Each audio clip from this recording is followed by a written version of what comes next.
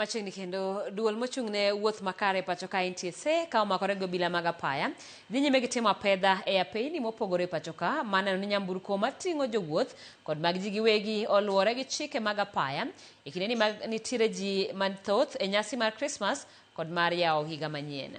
Chenro ni bende geto neno ni weg nyamburko oluwo chike mag apaya kendo ka ondamo mar kum ne derepe, weg nyamburko kod oganda mamoko matiyo gi apaya e kinde ni.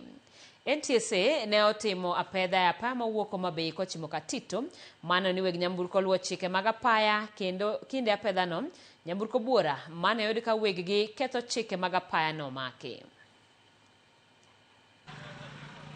Our main objective is to ensure that there is safe passage of Kenyans in our roads to their various destinations, and what we are emphasizing here is that safe movement and of course detection of violations to ensure that the drivers, the motorists, the vehicles are in compliance, because it's only when they are complying that we have an assurance that we will realize safety.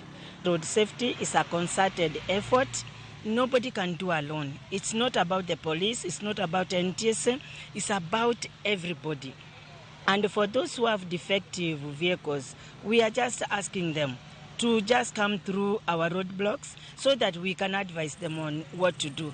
As the law enforcers and the regulator, we will do our part in terms of arresting, reminding, inconveniencing Kenyans to make sure that they are safe as they access our roads. But the other part, it is an individual responsibility, and we appeal to everybody to take their part in terms of ensuring that we become safer road users across board.